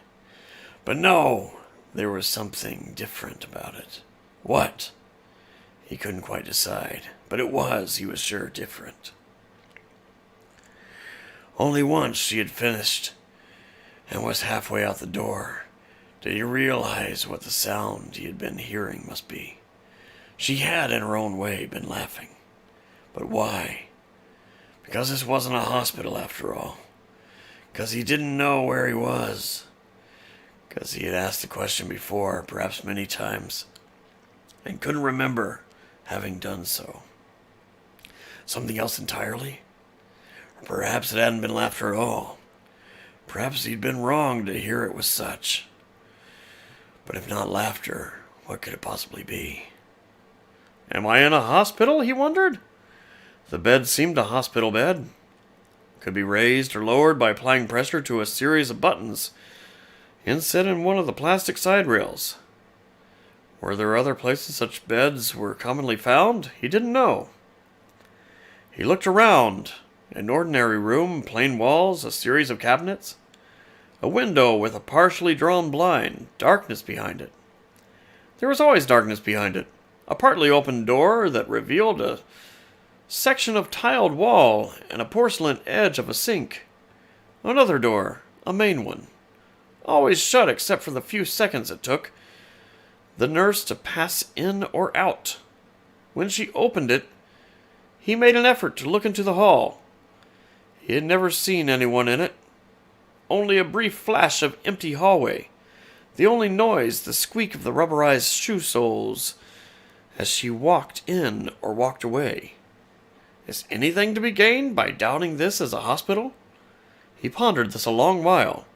No, he finally decided.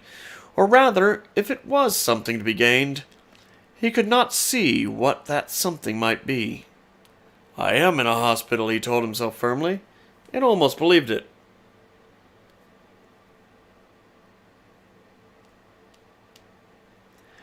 There followed a long period, when everything seemed the same from one day to the next. The motions of the nurse precise and unvaried.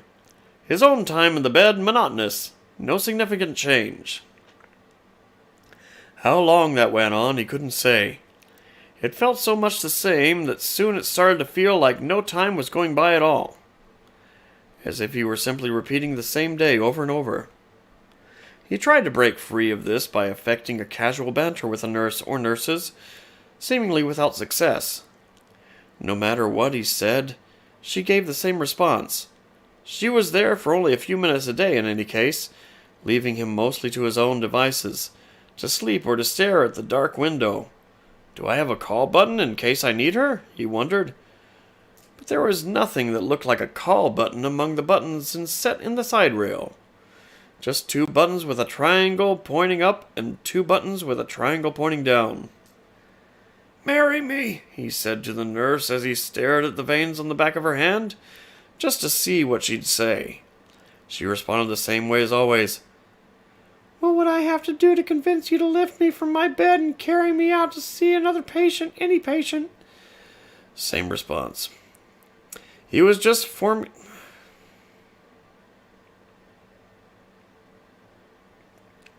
thought that was her. Side note from the reader, I don't like this. I don't like the author.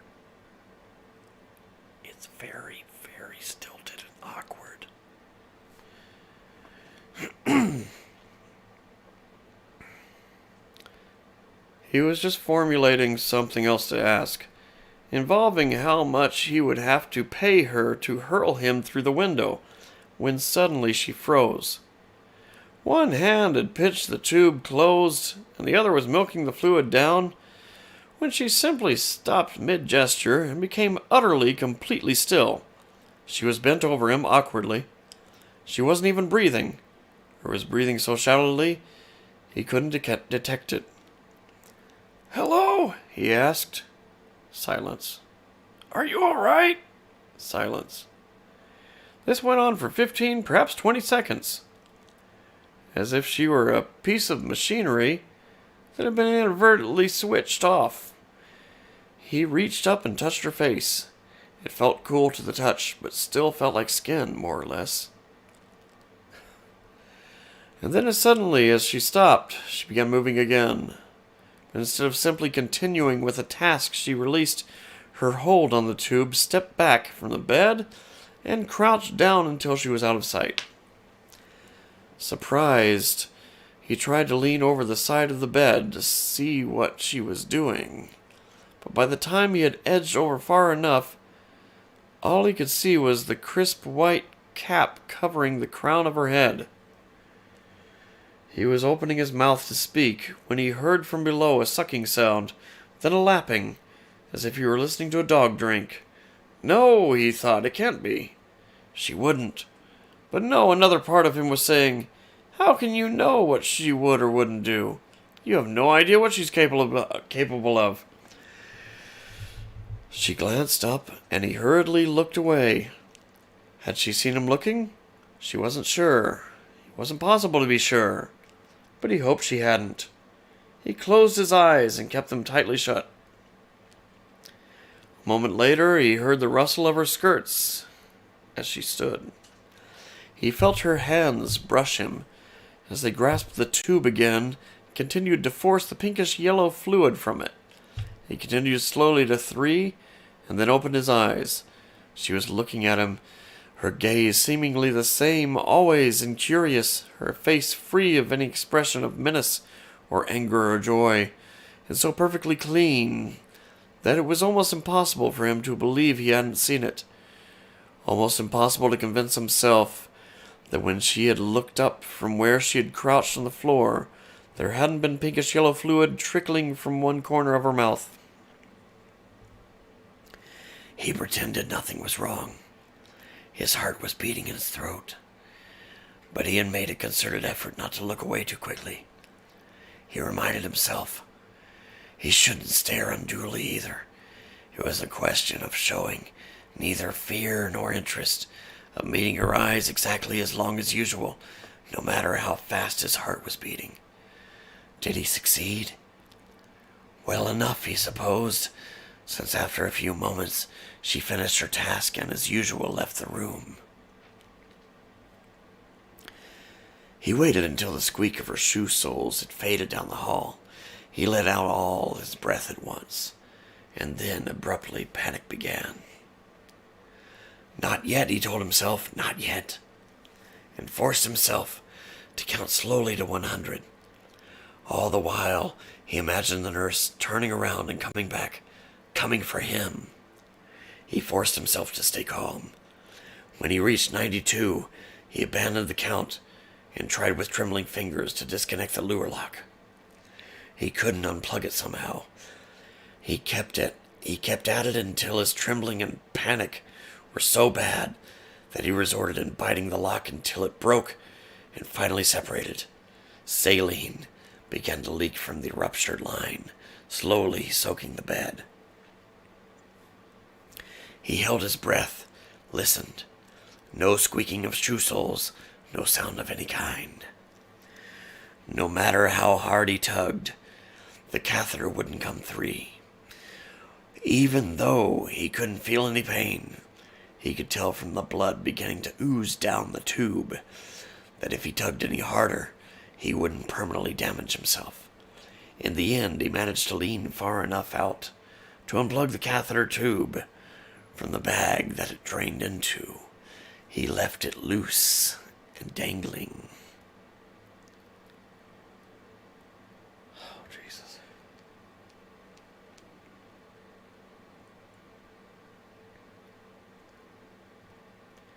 It was an effort to leave the bed. He moved slowly, rocking his hips from side to side until he reached the edge. And then he slid out and over, slowly descending until his toes found the floor. Only gradually did he shift his weight fully onto his feet and legs. When he was sure he couldn't stand, he did, balancing against the bed with the heels of his hand. He couldn't straighten because of the tube, the tension in it. He bent a little and groped his way down the tube and found finally, hooked into the frame below the bed, a metal clip that held the tube in place and kept it closed. Bending and stretching now, face pressed to the mattress and arm extended as far down as it could go, he managed to loosen the clip enough to work the tube free. He straightened. The open tube was drizzling, splattering his bare feet. Pushing off the bed, he made for the door.